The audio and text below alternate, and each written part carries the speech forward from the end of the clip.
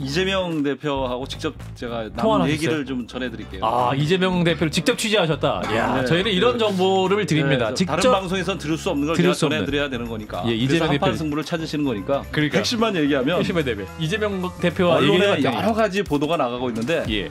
이재명 대표 민주당 대표직 사퇴 의사 전혀 없습니다. 아, 대표직 그건 사퇴 명확합니다. 언론에서 없다. 뭐 검토한다, 언제쯤 한다, 뭐 원내대표 경선을 보고 나서 한다, 여러 가지 보도들이 나오는데 그거 전부 다 추측성 보도. 네, CBS 라디오 박정희 한판 승부 2부분을 열었습니다. 가장 뜨거운 정치 현안을 타 방송, 타 언론에서 들을 수 없는 취재력과 고품격 분석으로 풀어내는 시간. 여의도에서도 용산에서도 긴장하며 듣는다는 그 화제의 코너 한판 내부자들. 자, 오늘도 함께하셨습니다. CBS 김규환 논설위원장 그리고 구용의 논설위원 두 분 어서 오십시오. 네, 안녕하십니까. 예, 그 청취자들이 빨리 일부에서 해주세요. 9031님. CDF님은 얼른 내부자들이나 시작합시다. 정말인가 봐요. 아, 예, 그래서 죄송했어요. 빨리 시작. 유일의 그 자화자찬 소개 멘트. 사실은 제가 오늘 폭탄 선언을 준비해왔거든요. 아, 폭탄 선언. 나는 폭탄이다. 예, 들어봐 주세요. 예, 특종 단독. 제가 이 한판 승부가 박재홍 앵커가 얘기한 대로 다른 방송에서 들을 수 없는 소중한 컨텐츠를 다루는 데다가 최고의 평론가 두 분을 또 모시고 하잖아요. 진중권 그런데 정말에 진담입니다. 그런데도 불구하고 구독자가 30만이 안 돼요. 28만 8천, 29만 명인가 29만 안 되는데 그거에 대해서 심히 유감이에요. 그래서 제가 이달 말까지 30만이 안 되면 제가 방송을 좀 그만둘 생각입니다. 진담입니다. 이거 청취자애들 협박인 거 같아요. 정보를 갖고 와서 구독자를 늘릴 생각을 하셔야지. 오늘도 가져왔어요. 네. 오늘 갖고 왔어요. 오늘 가져왔어요. 일단 말씀드릴게요. 그런 걸 하셔야죠.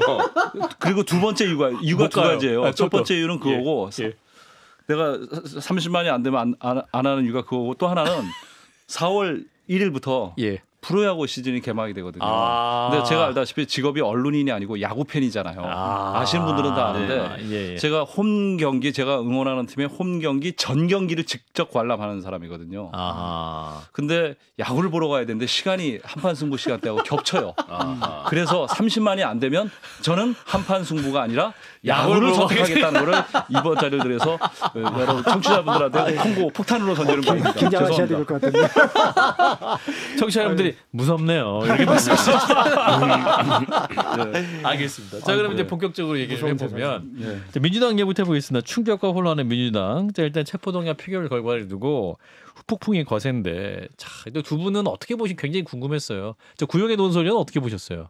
민주당. 저는 사실 휴가 가서 봤어요. 휴가 가서 뉴스를. 벌써 사흘 전 얘기 같은데 이미 뭐 여러 평론가들이 말씀을 다 하셨기 때문에 근데 저는 지금 야당이 누구하고 싸우는지를 알고 있는가 이런 좀 의문을 가졌습니다. 민주당이. 그렇다면 본다면 지금 정국을 어떻게 볼 것이냐 이 규정을 해봐야 되는데 저는 세 가지 정도로 야당 입장에서는 현 정권을 좀 견제하고 이렇게 입장에서 본다면 세 가지 정도를 보는데 첫 번째는 검찰과의 전쟁 내지는 이 검찰 독재 국가를 어떻게 할 것이냐 이런 부분이 하나가 되는 것이고요. 두 번째는 이제 이재명 리스트 그다음에 뭐 사법 리스크라고 하는 이른바 그런 부분들이 있지 않습니까? 이게 총선에 관한 얘기들인데 세 번째는 이제 공천권에 대한 불만 불안 때문에 이런 것이 터졌다 이렇게 얘기가 나오잖아요. 그러면 이 정국을 지금 세 가지 정도로 야당 입장에서 이렇게 볼 수 있을 텐데 그렇다고 한다면 뭐가 가장 중요한 거냐 도대체. 이런 부분에 있어서 민주당 의원들이 상당히 역사성과 어떤 현 정국을 보는 데 있어서 너무 안이하게 보는 거 아닌가. 안이하게 본다? 굉장히 안이하게 보는 거죠. 이렇게. 아마 이 세 가지 문제가 다 중첩이 돼 있을 거예요. 뭐 어느 한 가지. 그렇지만은 중요도는 분명히 순서가 있을 겁니다. 근데 이런 부분에 대해서 좀 각자가 각자 해석에 맞게 그 각자 입장을 세워서 이렇게 자기 입장을 표출하지 않는가. 좀 이런 생각이 들었습니다. 차츰 이제 이야기를 풀어가시는 거죠. 자, 우리 김규환 위원장께서는 사실 제가 그래요. 뭐 말씀 나온 김에 제가 이제 폭탄을 던진다 그랬으니까 수류탄을 하나 더 깔게요. 수류탄을 까주세요. 자, 김규환 첫 번째 수류탄. 사실은 이재명 대표하고 직접 제가 남은 얘기를 좀 전해드릴게요. 이재명 대표를 직접 취재하셨다. 야, 네. 저희는 이런 정보를 드립니다. 네, 직접 다른 방송에서는 들을 수 없는 걸 제가 전해드려야 되는 거니까. 예, 이재명 대표 한판 승부를 찾으시는 거니까. 예, 이재명 대표 직접 취재했다. 공개해도 되는 선까지만 제가 뭐 만났는지 뭐 통화했는지 그거는 제가 밝힐 수는 없고. 예. 제가 말씀을 드리면. 예. 그 이재명 대표의 생각이 가장 중요하잖아요. 그렇죠. 여러분들. 그죠? 언론에 보도되는 거하고 다른 표결 결의 이후에 표결 결과를 표결 이후죠. 이후에 취재했다. 야, 요거 정말 우리만 있네요. 자랑스럽습니다. 당연하죠. 제가 다른 방송을 들었어요.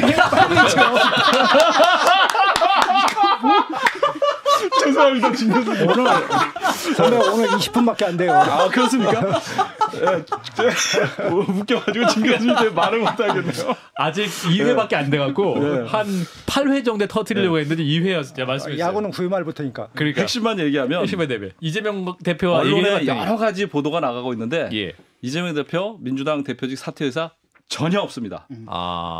대표직 그건 사퇴 명확합니다. 언론에서 없다. 뭐 검토한다, 언제쯤 한다, 뭐 원내대표 경선을 보고 나서 한다, 여러 가지 보도들이 나오는데 그 전부 다 추측성 보도. 서른 의원이 뭐 두 분이 독대했고 어떤 행동이 있어요? 전해드릴게요. 그래요. 두 번째는 그 비명계 분들하고 그 표결하기 전에 많이 만났었잖아요. 식사도 하고 한 10명 가까이 만났다고 그러시더라고요. 비명계 의원들. 네, 만났는데 이분들이 좀 유감이신 게 뭐냐면 제 생각이 아니고 이재명 대표의 생각입니다. 실제 만나서 한 대화 내용과 언론에 보도되는 내용은 차이가 있다. 다르게 그래. 얘기한다. 자기가 만났을 때 얘기하고. 자기는 주로 들었다. 그런데 자기들이 하고 싶은 얘기만 하는 것이다.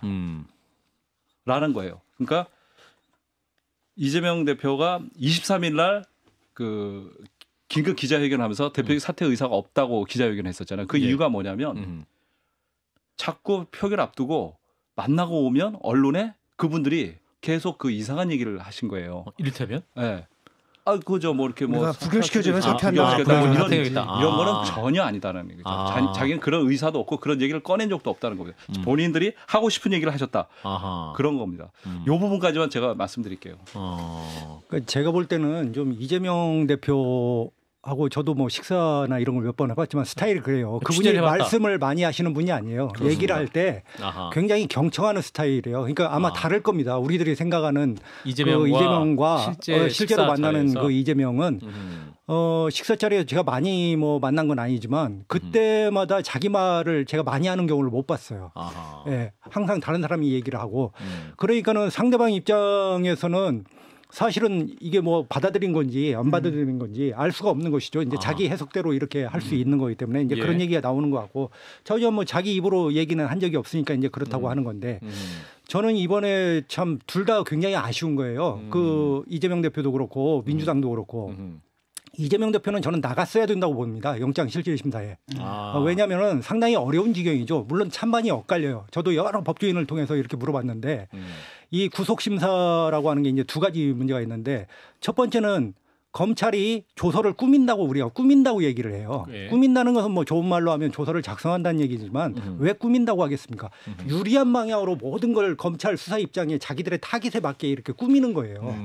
그렇기 때문에 사실은 그 영장 전담 판사가 봤을 때는 상당히 구속 가능성이 높아요. 왜냐하면은 그때는 재판을 안 해보잖아요. 심사 서류를 하고 이제 본인 말 몇 마디 듣고 이게 판단하는 거기 때문에 그래서 이제 재판에 가서 그 구속 사유에 해당되는 사항들에 대해서 하나하나 이제 비늘을 벗겨가듯이 이렇게 제거를 해나가는 것이죠. 그렇게 해서 이제 변호사들이 잘하고 본인들이 잘하면 이제 승소를 하거나 무죄를 받거나 이렇게 되는 건데 상당히 위험하다고 본 거예요.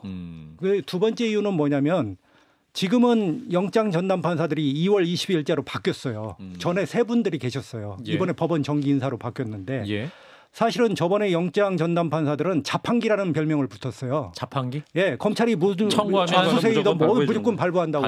이제 심지어 그래서 우리가 서욱 사건이라든지 서해 사건 이런 것이 무슨 영장 발부 사유냐. 이게 불구속 재판에도 충분한 사유인데 이렇게까지 하잖아요.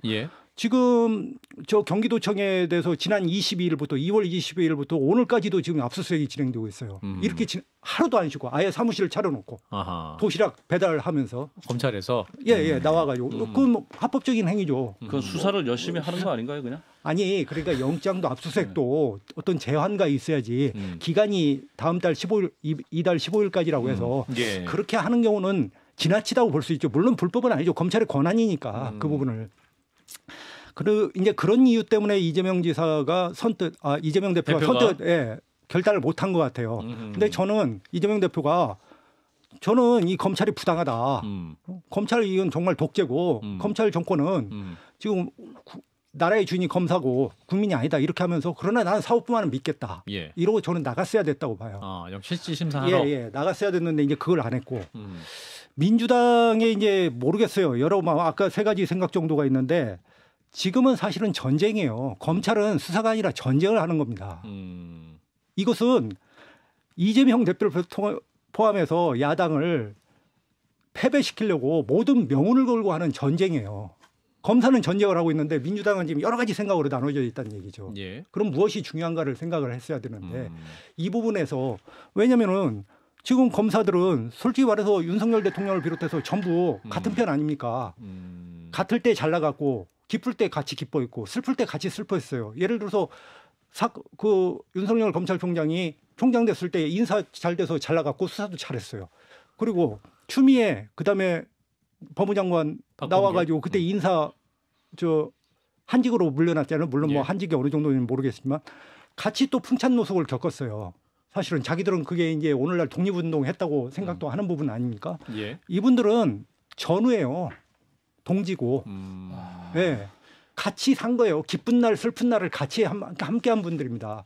근데 이렇게 전쟁을 하는데 민주당은 이 부분에 대해서 모르겠어요. 저는 야당을 제가 뭐라고 하는 건 아니지만은 정말 이 지금 현재 정국을 무엇으로 볼 것이냐. 그렇다면 가장 중요한 맥이 뭐냐. 이 부분에 천착해서 의원들이 판단을 해야 되는데 각자 입장에서 다 세 가지 다 이유는 돼요. 사실은 공천권도 문제고 이재명 사법 리스크도 분명히 존재하는 거고 이재명 대표가 그렇게 안 나간 것도 문제고 그렇지만 이런 부분에 있어서 야당 의원들이 내 사안이야 아니야 나 잡혀가지 않아 나가 아니고 저 이재명이야 이런 생각들이 있는 거 아닙니까 지금 그래서 이런 부분에 있어서 지금 민주당 그 이재명 대표와 민주당 의원들이 굉장히 안이하게 생각하고 있다. 검찰은 지금 모든 걸 걸고 만약에 이걸 실패하면 우리가 죽어 이런 생각으로 지금 전쟁을 하고 있는데 지금 민주당은 굉장히 안이하게 판단하고 있다 이렇게 생각을 합니다. 김경현 구용혜 의원이 오늘 방송 오기 전에 오늘 김 선배랑 휴가 갔다 와서 잘 모르고 할 얘기 별로 없어. 그러니까 김 선배가 다 해 그러더니 오늘 할 얘기 많으시네. 저기 제가 그 민주당 의원들이 아니하다고 얘기하셨는데 제가 공교롭게도 지금 저 배신자 명단이라 그래서 가결 찬성표 던진 의원들 수박 명단 뭐 44명 뭐 이렇게 명단 돌아다니잖아요. 예. 제가 봤을 때는 엉터리예요. 엉터리고. 근데 공교롭게도 가결 표를 던졌는데 부결로 던진 실제로 그 의원하고 제가 통화를 한 명 했고 부결했는데 가결로 던진 사람이 있어요. 그분하고도 통화를 했어요. 공교롭게. 그게 무슨 말이에요? 헷갈리는 거예요? 알려진 거하고 반대로. 반대로. 자기는 그 수박 명단에 안 올랐는데 자 찬성표 던졌다. 사실은. 그리고 나는 지금 수박 명단에 올라 있는데 나 사실은 부결시켰어. 부결표 던졌어. 하는 분하고 제가 통화를 했어요. 그분들의 생각이 어떤가를 제가 전해드릴게요. 예. 일단 가결시킨 걸로 찬성을 던진 걸로 알려졌는데 체포 동의하는 걸로 알려졌는데 부결을 던졌다는 사람은 분당은 좀 곤란한 거 아니냐. 그래도 지금 이 상태에서 리더십이 없는 상태에서 포스트 이재명이 없는 상황에서 이거는 대혼란이다. 예. 만인에 대한 만인의 투쟁을 부른다. 이거는 곤란하다 해서 자기는 정말 이재명 대표가 좀 여러 가지 사법 리스크가 있음에도 불구하고 당분간은 어쩔 수가 없다. 그래서 자기는 부결표를 던졌다는 거예요. 근데 실제로는 부결을 던진 걸 알았는데 가결 던진 사람은 깜짝 놀랐다는 거예요. 이렇게 많이 나올 줄 몰랐는데 한 10표 정도 나올 줄 알았는데요. 동의 한 10, 민주당에서. 그런데 너무 많이 나와서 깜짝 놀랐다는 거예요. 오늘 아침에 뭐 김현정 뉴스에서 김남국 의원이 조직적으로 왔었다는데 예. 조직적인 움직임이 있었던 건 맞습니다. 맞습니까? 네. 그러니까 조직적이라는 게 뭐 누가 오다를 줘서 이런 것이 아니라 아름아름해서 뭘 하자라는 게 있어요. 특히 여러분들은 조직적인 가결표만 계산을 하시는데 조직적인 기권표, 조직적인 무효표도 있었다는 거예요. 이런 부분들이 절대 공감대 없이는 나오지 않았다는 거예요. 이재명 대표 본인은 물론이고 친명계 의원들이 그 부분에 대해서 붕괴하는 겁니다. 네. 그러니까 이게 수기로 쓰는 거니까 네. 사실은 기권이나 무효가 나오면 정말 그 국회의원들이고 예. 어떤 좀 지성을 갖고 있는 분들이니까 예. 어떤 게 뭐 잘못 표기하거나 그럴 가능성이 없기 때문에 의도가 있지 않고는 그렇게 하기는 어렵기 때문에 네. 그게 또 모아진 거다. 무효나 기권마저도 네. 그런 해석인 예. 거네요. 이제는 뭐 어떻게 이제 수습을 할 거냐의 문제지 않습니까? 네. 이게 문제는 뭐냐면 이제 다음에 또 분명히 그 구속영장, 체포영장이 또 넘어올 텐데 그때 어떻게 할 것이냐의 문제가 남아 있고. 또 하나는 뭐냐면은 지금 와가지고 또 이 대표가 또 사퇴하기도 뭐하거든요. 지금 사퇴하게 되면 또 그 뭐죠? 아 1차 방탄에서 위험에 처하니까 쫄아가지고 저러는구나. 또 이럴 수가 있단 말이죠. 예, 그 당시에 이제 저한테 김 선배가 어느 분하고 통하고 와서 그러니까 이거 누군지 아는구나, 그죠? 표결이 예. 이루어지기 전이에요. 아, 표결 이루어지기 전에. 예, 그러니까 서른 의원하고 이렇게 뭐 얘기를 이재명 대표가 얘기해서 뭐 사퇴 그랬어요. 뭐 얘기가 나오고 언론에 나왔잖아요. 예. 어떤 결단? 예, 그래서 이제 끝나면은. 투표가 끝나면 이재명 대표가 사퇴할 수도 있다 이런 얘기를 이제 그런 얘기가 있더라라고 이제 저한테 얘기를 해서 그건 정말 말이 안 되는 얘기다 이렇게 제가 한 적이 있는데 지금 저는 그 수습 측면에서 봤을 때는 이게 복잡하죠. 답이 없죠. 사실은 답이 없는데 답은 간단하게 생각해야 된다고 봅니다. 이재명 대표가 저는 다음에 대북 송금으로 영장이 들어오면 나가야 된다고 봅니다. 쌍방울 관련해서 예, 당당하게 나가야 된다고 봅니다. 제가 볼 때 저 대북 수사 모르겠습니다. 검찰이 뭐 우리가 전에도 말하겠지만 이거 확증해서 말씀드릴 수 없는 거지만은 여전히 저는 대장동 판으로 비슷하게 가고 있다고 생각을 합니다. 결국은 대북 핵심 관계자가 없는 거예요. 그러니까 막히는 거예요. 저 누굽니까? 그 정진상이나 김용이나 마찬가지로 이화영에서 이게 막히는 거죠. 그래서 대장동처럼 이렇게 갈 텐데 모르겠어요. 그건 남북 교류협력법하고 제3자 뇌물죄를 적용해서 반드시 기소는 할 텐데 제3자 뇌물죄가 과연 성립을 할까? 왜냐하면 김성태가 부정한 처사로 이재명에게 부탁해서 북한에 돈을 줘야 되는 거거든요. 그 좀 논리상으로 상당히 어려운 구조가 있어요. 그렇지만은 검찰은 반드시 갈 건데 간다고 하면은 저는 그때는 나가야 된다고 생각합니다. 나가지 않고는 이 상황을 그리고 영장 법원 판사들이 지금 바뀌었고 물론 아직 그분들의 성향을 알 수는 없어요. 왜냐하면 큰 사건이 없었기 때문에 이분들이 어떤 성향인지는 알 수가 없지만은 그래서 민주당이 좀 스크린 조정을 좀 제대로 해야 된다고 봐요. 이렇게 우왕좌왕하지 말고 그 문희상 전 대표가 뭐라고 얘기했습니까? 교토 3구를 하라고 했잖아요. 올해는 교토 3구를 해라. 근데 교토 3구는커녕 지금 동상이몽으로 이렇게 있을 게 아니고. 그런데 유감스럽게도 추가 영장이 들어간다 하더라도 이제 구용의 위원회 전망을 하신 건데 제가 취재한 걸로는요. 추가 영장이 오더라도 그 나갈 생각도 없으시고요. 대표님 사퇴할 의사도 1도 없습니다. 그리고 심지어 그 옥중 공천도 불사하겠다. 이재명 그런 대표가 생각을 하고 있어요. 이재명 대표가 하고 있어요. 그것까지 묻지 마세요. 제가 그렇게 하시면 두 분 저하고 관계가 끊어집니까? 공개되는 성까지만 공개합니다. 다만 그러니까 당 장악에 대해서는 자신감을 갖고 있습니다. 여러분들이 대표가. 주목을 안 하시는데 그 이미 당이 이재명 대표가 77% DJY에서도 받지 못한 지지율로 당선된 야당 대표예요. 그렇죠. 대표인데 당 장악에 대한 자신감을 갖고 있어요. 특히 최근에 당직 인사를 2명을 했는데 뭐냐면 윤리심판원장이라고 경기도 수원에서 오랜 변호사 활동했던 변호사협회장도 했었던 분이에요. 위철한 변호사가 윤리심판원장을 맡았고 공직자 무슨 평가위원장인가라는 당직이 있어요. 그걸 송기도 전북대 교수가 맡았는데 그 친명 활동을 오랫동안 해오신 분이에요. 이 두 자리가 굉장히 중요한 게 뭐냐면 아시죠? 공천 심사의 출발점이 되는 거예요. 이미 그런 당직을 조용히 다 해놨고요. 이미 공천기획단 준비까지 다 준비하고 있어요. 그러면 이 사람들이 31명이 나가서 당 만들면 원내교섭단체 되죠. 근데 분당이 될까요? 단일 대우도 힘들지만 분당은 더 힘듭니다. 분당이 되려면 2가지 조건이 있어야 돼요. 민주당에서. 첫째, 구심점이 없잖아요. 일단 구심점이 없다는 거는 대선 후보급 인사가 있어야 된다. 없다는 거. 두 번째는 뭐냐면 호남 민심이 전혀 움직이지 않고 있어요. 호남 민심이. 호남 민심이 움직일 때 분당의 조건이 성립이 되는 거예요. 안철수 국민의당이 왜 성공했습니까? 호남 민심이 움직였기 때문에 분당이 가능했던 거예요. 박지원 전 그게 전혀 움직이지 않고 있다는 거예요. 그렇기 때문에 도저히 단일되어도 힘들지만 분당은 더 어렵다. 그런 일은 없을 것이다라고 봅니다. 그렇군요. 뻔뻔히 표죠. 뭐 국민의힘에서는 그렇죠. 바로 그겁니다. 뭐 가결돼도 좋고 그다음에 부결되면 더 좋고. 그렇습니다. 추가영장 집어넣을 겁니다. 이렇게 가면 계속 이제 총선까지 가는 거고 그다음에 뭐가 시작되는 거냐면 이제 재판이 시작되는데 이거는 이제 지금 그 뭐죠 선거법 재판만 가지고도 벌써 격주로 한 번씩 잡혔거든요. 근데 대장동이나 성남 FC 이거는 뭐 거의 그렇습니다. 매일 가야 되다면 거의 이게 그다음에 법정에서 얘기가 나오면 그게 또 도배가 되고. 이런 그러니까 오늘 조홍천 의원이 이제 언론 인터뷰를 아침에 한 걸 보면. 이재명 대표의 사법 리스크는 개미지옥 같이 돼버렸다. 그런 표현을 하고 있거든요. 그러니까 개미지옥이 맞죠. 맞기는 맞는데 그러면 개미지옥이라고 현상만 규정해놓고 뭘 할 거냐. 이제 이 문제 아니겠습니까? 그렇죠. 그렇기 때문에 저는 옥중 결재까지 얘기한다고 보면 옥중 공천. 옥중 공천. 그러니까 뭐 옥중 공천 결재까지 얘기한다고 보면 저는 나가서 영장 실질 심사를 받는 게 낫다고 보는 거예요. 그 정도면 그렇게 옥중에서도 할 거면 아니 그러기 전에 기각될 수 있잖아요. 그러면은 이 사안이 상당 부분 검찰에게 큰 타격이 될 수가 있거든요. 왜냐하면 정치 행위 아니겠습니까? 그렇죠. 그렇기 때문에 이런 부분에 있어서 이렇게까지 간다고 하면은 저는 과감하게 해야 되고 그리고 국민들 가운데 지금 여권 윤석열 대통령이 사실 여권은 없죠. 지금 뭐 여권의 정치라는 게 없지 않습니까? 누가 뭐 정진석을 누가 얘기합니까? 주호영을 누가 얘기합니까?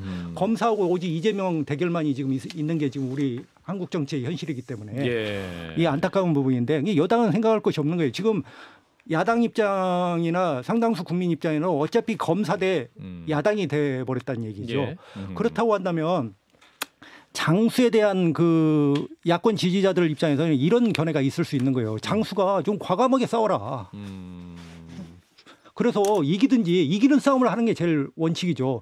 그렇지만 또 패배를 하더라도 과감하게 싸워서 국민들이 만족스럽게 야당을 지지하는 사람들이 만족스럽게 패배했을 때는 또 거기에 대한 성과가 있을 거란 말이죠. 그렇게 해서 이것을 자꾸 피하고 회피하는 방식보다는 자신 없어 하는 모습보다는 이제는 한판 승부를 해야 될 때가 됐다. 이렇게 보는 거죠. 같은 맥락인데요. 진 교수님이 얘기한 거에 같은 맥락이에요. 이 여권이 바라는 바예요. 그 추가 영장이 들어가면 버티고 이러면 굉장히 여당 입장에서 꽃놀이 패죠. 그러니까 이걸 아셔야죠. 추가로 말씀드리면 지금까지는 이재명 대표에 대한 기사가 주로 정치부 기사가 되잖아요. 재판이 시작되면 사회부 기사가 됩니다. 법조 기자하고 정치부 기자는 보는 시각이 달라요. 기사도 다릅니다. 법조 오래 출입하는 기자지만 김경 기자. 김구영 기자가. 사회부 기사는 뭐가 나오면 재판에서의 진술과 증거, 검찰 쪽에 계속 줄줄 중계 방송이 됩니다. 정치부 기사하고는 기사의 맥락과 감이 다른 거예요. 그렇죠. 그렇게 되면 이재명 대표가 굉장히 견디기가 힘든 상황일 거예요. 그 부분도 제가 지적을 좀 해드렸는데. 이재명 대표에게 견딜 수 있겠어요? 라고 물어봐 주셨구나. 그랬더니 그건 그때 가서 생각해 봅시다. 시계를 더 하셔야지. 그러니까 우리 김규환 위원장께 취재한 거로는 이제 이재명 대표가 사퇴 의사 전혀 없다. 그리고 전혀 없습니다. 비명계 의원들과 투표 전에 얘기를 한 것과 또 언론에 나온 내용이 좀 많이 상해해서 많이 불쾌하셨더라. 그리고 친명계 의원들이나 주변 취재를 해보니 옥중 공천까지도 고려하는 상황이다. 그런 것까지 취재를 나중에 해주셨군요. 재판이 시작되면 어떻게 되겠느냐. 그건 그때 가서 생각해보자. 이게 핵심인 것 같아요. 대책 없다. 자, 3590님이 두 논설위원님의 촉으로 국민의힘 전당대회 결과도 예측해 주십시오. 가장 객관적이며 정확한 예측이 될 것 같으니 연장 방송해 주세요. 알겠습니다. 지금 23분인데. 이거 박재홍 앵커의 생각 아니라 처음부터 제작진이 의도한 것 같은데. 뭐 이런 식으로 그냥 초과 노동이 아무런 노동자와 아무런 상의 없이 그냥 초과 노동이 그냥 결정돼 버려. 아니 30만 구독자를 넘기자고 했으면 유튜브에 아니면 못 듣는 콘텐츠가 나와야 어쩔 수 없이 구독자가 생기거든요. 이렇게 되면 우리 병채 또 이렇게 얘기하시니 또 할 말이 없는. 우리 곽병채님은 이렇게 뭐 1억 원도 50억 원도 받고 하던데. 알겠습니다. 아무튼 그래가지고 연장 방송에서는 자 국민의힘 전당대회 얘기를 해드릴 거고요. 자, 한 1분 정도 1분 30초 정도 남았는데 민주당 얘기하면서 마무리할 텐데 지금 개딸들의 그런 활동들 그리고 또 이낙연 전 대표에 대해서 제명하자 이런 얘기까지 있지 않습니까? 실제로 이재명 대표는 그런 활동을 어떻게 생각하고 솔직한 마음 개딸들이 막 이렇게 막 하는 활동에서 이재명 대표의 마음은 어떻게 생각하고 계세요? 속으로는 좋고 겉으로는 안 된다. 속으로는 들은 거는 있는데 이건 얘기하면 안 될 것 같습니다. 왜냐하면 말씀하신 대로 전해드려야 되는데 그 워딩이 좀 충격적이라서 시간을 조금 두고 제가 전해드릴게요. 아 그래요? 속으로는 좋은데 죄송합니다. 겉으로는 안 된다 이거. 그 워딩이 있어요? 워딩이 있으세요? 아 있죠. 해주세요. 뭐라고 하셨는데 이재명 대표가 30만도 안 되는데 무슨 말씀? 얘기했어요. 그러면 그 개딸들 활동에 긍정적으로 보고 계세요? 내가 시키지도 않은데 알아서들 묻지 마세요. 유도신문에 안 넘어갑니다. 아니, 비밀이 있으면 비밀이 있다는 사실까지 감춰야 되는 거야. 밀당의 고수네. 밀당의 고수. 조서를 꾸미세요. 조서를 꾸미세요. 자, 검찰은 현재 민주당의 내용을 어떻게 보고 있을까요? 구용인 논설위원. 그 법조기가 제가 검찰이 아니라서 잘 모르겠는데 기뻐하지 않을까요? 지금 기뻐하고 이렇게. 있다. 예. 그러면 일단 기분은 좋게 흐트려놨다고 보는 거죠. 지금. 추가 영장 청구에 대해서 좀 더 자신감을 갖고 또 국회로 보내도 되겠다 이런 생각할 수 있겠네요. 무조건 보내죠. 보내면 보낸다. 이런 거 영장이 물론 찬성돼서 가는 것도 좋지만 안 돼서 이것도 검찰한테 손해 볼 게 없잖아요. 그러니까 검찰은 어차피 정말 우리가 많이 얘기하는 대로 꽃놀이 패니까 뭐 검찰은 지금으로서야 즐겁죠. 그렇기 때문에 이 사슬을 한 번은 끊지 않고는 상당히 어렵다. 한판 승부 하셔라. 저는 이렇게 권유해드리고 있습니다. 이 사슬을 끊기 위해서 만약 영장 청구 오면 나가라. 그렇게 됐을 때 법청에 일주일에 2번, 3번 뭐 꼭 2번, 3번은 아니지만 그런 문제들도 좀 해소가 될 수 있는 부분이 있거든요. 이재명 대표님도 한판 승부 구독을 좀 눌러주시라. 알겠습니다. 자, 한판 내부자들 김규환 논설위원장, 구용의 논설위원이었습니다. 네, 자 한판 승부, 자 한판 내부자들 연장전, 자 9회 말까지 승부가 안 나가지고요. 자 10회 초, 자 공격이 시작됐습니다. 스포츠 공격. 자 일단은 국민의힘 전당대회를 가기 전에 그래도 우리 김규환 논설위원장께서 오늘 굉장히 깊이 있는 분석을 해주셨다고 우리 김성애 소장이 너무 깊은 감명을 하고 실시간으로 민주당에서 연락이 오고 있다라고 지금 얘기하고 있어요. 근데 듣는 사람들의 입장에서 특히나 이번에 뭐 찬성을 던졌든 무효 기권을 던졌든 이런 사람들이 이제 일종의 바둑으로 치면 수를 하나 둔 거잖아요. 유인하는 수를 던진 건데 거기에 대해서 상대편이 어떤 반응을 보이는가를 기다리고 있는 상태였는데 이게 지금 장고만 거듭하고 이제 바둑알만 만지고 있는 상황이었는데 일종의 김규환 논설위원이 대변인 격으로 자 이건 이러고 저건 저렇게 가름을 딱 타주신 상황이 사태위상 아닌가라고 1도 없다. 대변인이라고 우리 소장님이 하셨는데 근데 표현이 좀 매우 무례하신 거 아니에요? 취재 결과. 저번에도 그랬잖아요. 나경원 대표 출마 포기할 때도 글쎄 또 두 분도 그러셨고 진 작가님도 그러셨고 뭐 나경원 대변인처럼 얘기한다. 또 방금도 이재명 대표 입장에서 대변인처럼 얘기한다. 그렇지 않고요. 저는 그냥 객관적인 사실을 제가 평론가가 아니잖아요. 저는 기자고 CBS 보도국장 출신의 논설위원장이십니다. 취재한 내용을 전해드리는 거고 사실은 제가 제가 여름에 제일 좋아하는 과일의 공교롭게도 수박이에요. 또 겨울에 제일 좋아하는 과일은 딸기거든요. 수박도 아니고 딸기도 아니에요. 저는 그냥 객관적인 취재 내용을 전하는 거지. 오해를 없었으면 좋겠어요, 시청자분들. 저는 심지어 옥중공천을 또 취재를 바탕으로 그런 기류가 있다는 걸 또 확인해 주셨기 때문에 한판 승부에 중요한 정보가 있다는 점. 자, 또 우리가 또 국민의힘 내부 사정도 최고의 취재력을 갖고 있기 때문에 전당대회 또 그 전망도 좀 해보겠습니다. 현재까지 판세 일단은. 저희가 오늘 방송 김진태 강원지사는 이게 결선까지 안 갈 것 같다. 1차 결선 끝날 것 같다. 이런 전망을 하고 아까 천하람 후보는 결선 가면 본인이 가면이라고 얘기하셨죠. 제가 천하람 후보가 방송하는 그 시간에 김기현 캠프하고 열심히 취재를 하다 왔습니다. 그래서 제가 마지막까지 방송하기 올라오기 직전 6시 48분까지 통화하다 왔어요. 김기현 캠프. 야, 대단합니다. 통화가 왔는데 전화가 먼저 왔어요. 제가 걸지 않고 이제 알더라고요. 자기네들이 제 동선을 알고 얘기 좀 해달라고 전화가 왔어요. 그래서 제가 니네 희망사항 얘기하지 말고 어떻게 될 것 같냐 그랬더니 김 국장은 어떻게 봐? 그래서 난 솔직히 잘 모르겠다. 솔직히 잘 모르겠는데 너네 희망사항 얘기가 진짜로 뭐냐 그랬더니 1차 투표에서 끝낼 수 있을 것 같대요. 희망사항이 아니고. 근데 52에서 53 정도 나올 것 같다고. 50에서 53을 예상한다. 그렇게 나오는데. 근데 그 1차 투표에서 꼭 끝내야 되는 이유가 또 있어요. 이분들이. 대통령이 그날 오시거든요. 그리고 제가 여기서 6자는 그리겠냐 그랬더니 6자는 어렵다. 라고 확실하게 토론을 했습니다. 60% 이상은 어렵다. 그때는 60의 목표였는데 어렵다라고 얘기를 했어요.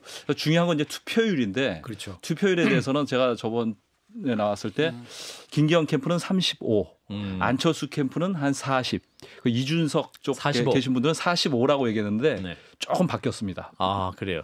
안철수, 이준석 그쪽 분들은 변함이 없는데 그 김기현 캠프는 조금 바뀌었더라고요. 35 정도 나오면 좋겠다라고 했는데 예.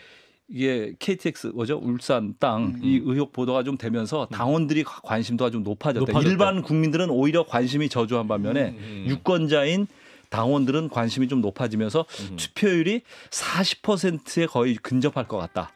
당원들 투표가 여기서 김기현 캠프 쪽에 이 관심이라는 것은 그러니까 당원들의 관심이라는 것은 야 이렇게 위험하면 우리가 가서 김기현을 찍어줘야 되겠다는 관심이 높아질 거라고 그렇게 해석할 수도 있겠네요. 관심 보는 건가요? 그럴 것 같아요. 저는 그거까지 생각 안 하고 올라왔는데 그런 거였을 것 같아요. 통하다 올라오라고 제가 분석은 미처 못하고 올라왔어요. 팩트가 중요하니까. 팩트만 일단. 제가 전한다고 그런 의미일 수도 있겠네요. 예. 하여간 사정이 바뀌었다라고 얘기를 하고요. 또 하나 이제 마지막으로 걱정하는 게 투표 방식. 투표 방식. 그러니까 모바일 투표와 4일간 투표를 하거든요. 그렇죠. 4일부터 투표가 시작이 되는데 그렇죠. 4일과 5일은 모바일로 합니다. 모바일로 하는데 이게 좀 복잡해요. 그러니까 약간 아무래도 어르신들은 친화적이지 않으니까 그렇죠. 그때 투표를 못할 가능성이 높답니다. 그래서 4일, 5일 그리고 6일, 7일은 모바일로 투표를 하지 않은 분들한테 문자로 ARS죠. ARS로 투표하게 한답니다. 그래서 그날 집계를 다 갖고 있다가 그날 2시에 이제 전당대회 열어서 후보들 연설 이런 건 없고 대통령이 들어오시는 시간대 제가 여기서 동정이니까 시간 몇 시에 오신다는 말씀드릴 수는 없고 5시쯤에 발표가 된다고 합니다. 결과가. 그래서 여의도에서는 이미 3월 8일 5시 궁금하신 분들은 저한테 전화하시면 제가 한 2시쯤이면 미리 알 수 있지 않을까. 결과를 그럴 수 있을까 생각이 듭니다. 단독 보도를 할 수 있겠군요. 근데 그때 한판 승부 방송 안 하니까 3월 8일 날 출연하셔야 되겠고 2시에 시간표를 딱 해가지고 녹화를 딱 해놓은 다음에 그거를 딱 틀면 되죠. 인증. 오후 2시에 김규환 논설위원장의 예측. 김스트라다무스가 시제를 정말 예측한 게 정말 맞는지에 대해서 우리가 검증을 해보도록 따로 하겠습니다. 갔죠. 아니 오후 2시에 유튜브를 해요 그냥 하면 되지 뭐. 여기서 실시간으로 해버릴까요? 라이브로? 오후 2시 콜? 실시간 라이브? 콜? 실시간. 시청자분들이 원하지 않으실 자, 여러분 원한다고 얘기해 주세요 빨리 댓글로. 이분들이 또 댓글에 민감하기 때문에 유튜브 댓글로. 정말로 오후 2시 콜? 오후 2시에 그러면 잠깐 와갖고 도시락 점심 먹고. 근데 뭐 미리 알면 뭐예요? 결과에 영향을 미치거나 달라지는 게 아니고 집계 다 나온 거 집계해가지고 갖고 있다가 발표하는 거예요. 아니 그 신통력을 보자는 거지. 신통력. 취재력이 실제로 취재력이 진짜 있는지 취재력 검증하는 거지. 저는 돗자리 까는 사람이 아니라니까 교회 다닌다니까. 취재력으로 말씀드리지 않습니까? 자가 유통님이 2시에 행상방 라이브 안 하면 구독 취소하겠다 이러는 분이 속속들이. 구독 취소가 나오고 있습니까? 좋은데요. 이선우님 당연히 원합니다. 허규진 원합니다.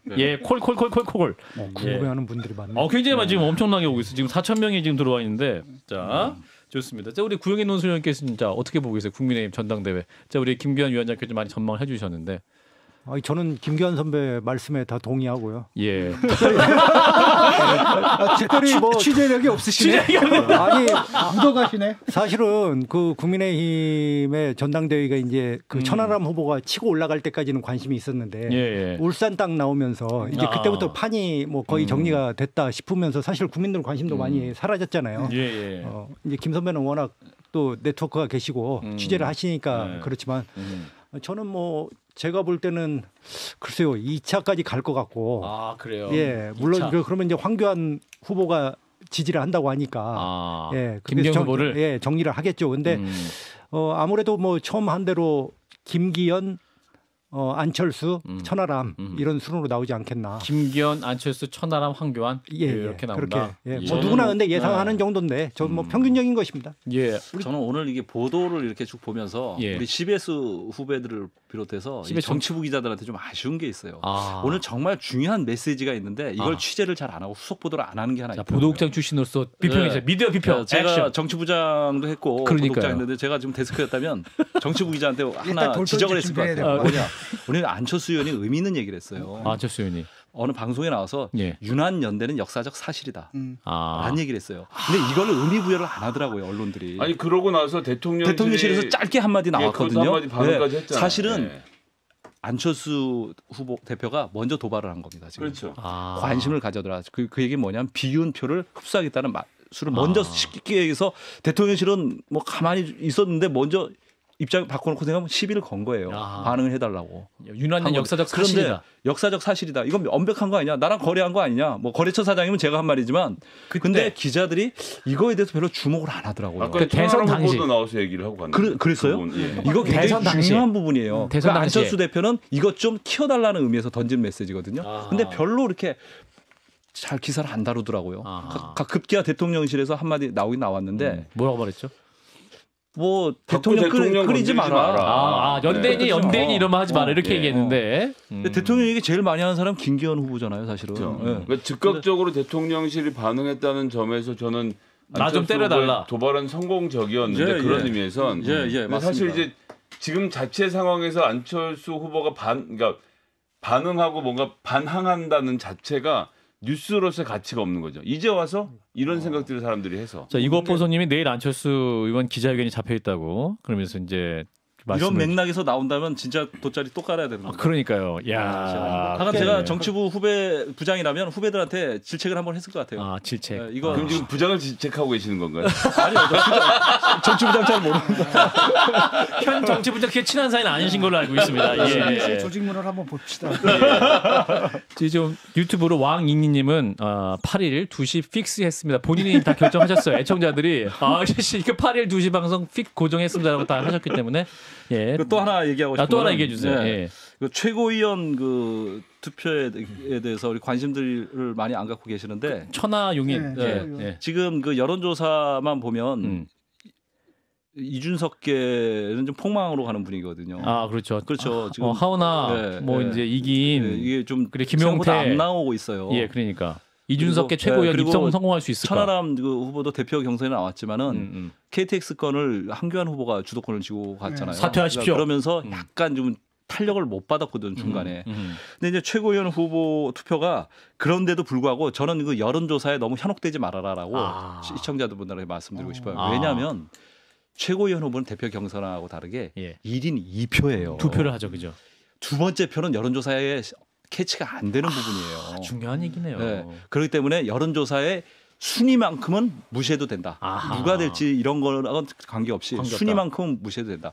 또 한 가지 포인트는 뭐냐면 최고위원 후보 중에 현역 지금 당선권에 있는 분 중에 순위 중에 현역 의원이 한 분밖에 없어요. 그것도 굉장히 중요합니다. 조수진 의원 한 분밖에 없어요. 김재원 의원 아니에요? 김재원 전 의원. 현역 의원이 아니에요. 이런 식으로 되면 최고위원 후보들이 친윤계도 의미가 있지만 원외들이 최고위원들을 대부분 갖고 있는 거예요. 그러니까 두 축이죠. 방송계랑 이준석계랑. 그렇습니다. 네, 그렇게도 볼 수 있고 이게 조금 다 패널들이 아니라 다 패널 출신들이네. 조금이 아니라 국민의힘 최고위원 회의, 당 지도부를 구성하고 앞으로 공천기획단, 공천관리위원회를 만들 때 상당한 영향을 미칠 수 있어요. 이 부분에 초점을 좀 두실 필요가 있습니다. 좋은 분석이네요. 이거 허은하, 김용태가 여전히 나온다고 보는 게 여론조사에서 안 잡히는데 천하람 찍는 사람 어쩔 수 없이 그러니까 4명을 다 투표하지 않으면 투표가 안 끝나기 때문에 허은하, 김용태로 갈 수밖에 없는 구조라서 저는 여전히 그 둘 중에 하나 혹은 둘 다의 최고위원 진입이 어떻게 될 건지가 관심사입니다. 그렇군요. 그러면 우리 위원장님께서 보시기에는 그 이준석계 최고위원이 이제 그 청년 최고까지 3명이 있는데 3명 중에 그래도 생존할 수 있는 분이 있을 것이다라고 전망을 하신 겁니까? 저는 좀 어렵게 보고 있습니다. 생존하기 어려워요. 승진하기는 좀 어렵다. 허은하, 김용태 아쉽지만은 있었으면 좋겠어요. 개인적인 바람은 그래요. 뭐 그분들을 지지해서가 아니라 최고위원단이 좀 건강해지려면 견제가 좀 있어야 돼요. 그렇죠. 친윤이 5명이 가는 거는 윤핵관들은 굉장히 기뻐하겠지만 폭망으로 가는 길입니다. 절대 권력과 이런 항상 그에 대한 부작용이 따르게 돼 있어요. 저희 또 하나의 관심은 민영삼 최고위원 후보. 이분 사실 민주당에서 정치 시작했고 목포분이고 오랜 기간 동안 그냥 패널로 있다가 패널 하는 과정에서도 사실상 말이 좀 험하다고 퇴출됐는데 유튜브에서는 완전히 지금 제왕적인 지위를 누리는 분이라서 지금 굉장히 순위가 좀 높은 상태죠. 지금 조금 전에 말씀하셨던 1인 2표로 했을 때 한 표는 정치인을 찍어도 두 번째 표에서 선호도가 상당히 있을 가능성이 있다. 방송인들 중에서. 이분이 순위가 어디까지 치고 올라오는지도 앞으로 최고위원 도전하는 사람들이 뭘 준비해야 하냐고 했을 때 방송 준비해야 됩니까? 뭐 그럴 가능성에 대해서 아니 유튜브 볼 수 있는데 유튜브 그것이 어떻게 되는지를 이번에 알 수 있게 되겠죠. 유튜브 방송이 이렇게 중요하네요. 그래서 연장 방송도 하고 있어요. 예, 그렇죠. 우리 구영인 논설위원 듣고만 계셨는데 말씀 주세요. 요 분석에 대해서 천하 용인 아쉽지만 입성하지 못할 것 전망하셨고 요거는 이제 3월 8일 2시에 이제 확인을 할 텐데 우리 구영인 논설위원. 솔직히 제가 지금 국민의힘은 잘 살펴보지를 못해가지고 왜냐면은 저는 마이너한 것을 이렇게 보기가 싫거든요. 마이너합니까? 네, 그건 패널들의 몫이지. 죄송합니다. 저희가 와서 이것저것까지 좀 얘기하는 것은 시대의 흐름. 맥락. 저도 생각은 있죠. 근데 좀 제 그 당부대로 이렇게 하기가 좀 어려운 게 사실 모르겠어요. 지금 오늘 이준석 대표가 책을 냈더라고요. 낸다고 해가지고 한국일보에 이제 자기 책을 입수했다 해서 이렇게 내용을 일부 발췌 공개를 했고 또 그 정용찬 씨인가요? 장해찬. 죄송합니다. 장해찬 씨를 계속 공격을 하더라고요. 이준석 대표가. 이준석 대표도 그렇고 천하람 맞아요. 후보도 그렇고. 위원 후보도 그렇고. 그렇다고 본다고 할 때 상당히 지금 뭔가 이쪽 천화동인 쪽에서는 좀 약간의 어떤 위기의식이 있지 않냐. 이렇게 해서 총공세에 나선 거 아니냐. 좀 이런 감은 받았어요. 근데 뭐 제가 전화를 하거나 직접 취재를 하지 않았기 때문에 자신감 있게 말씀은 못 드리고 사실은 뭐 논설위원회 촉으로 볼 때 그런 생각은 좀 가지고 있었습니다. 민영삼 최고위원 후보도 저희가 섭외를 해보고 이준석 전 대표도 마지막까지 한번 저희가 취재를 해서 섭외를 하도록 하겠습니다. 이렇게 얘기하는 거는 거의 섭외의 그 8분응선 9분응선 넘었다는 얘기인데 아무튼 마지막 하나만 딱 여쭙고 마무리할게요. 우리 또 의정이 우리 기술 감독이 얼굴에 인상을 쓰고 있기 때문에 의정아 사랑해. 장해찬 최고위원 후보가 웹소설 논란이 계속되고 있고 레이싱 뭐 이렇게 불법항 아니냐 이런 게 있는데 요거는 경선구도에 영향을 좀 줄 수 있을까요? 위 위원장님? 전 그분에 대해서 관심이 잘 없고 젊은 시절에 저의 모습을 보는 것 같아서 뭐 이분 뭐 라이드 즐기시고 뭐 또 뭐 웹소설도 쓰시고 좀 자유분방하신 분인 것 같아요. 원래 아티스트였어요. 그냥 그렇게 사시지 왜 정치를 하시려고 그분이 하시는지. 근데 방송 데뷔 시절 CBS 라디오에서 방송 데뷔했어요. 그랬어요. 뭐 저는 뵌 적이 없는 분이니까. 저녁 8시에.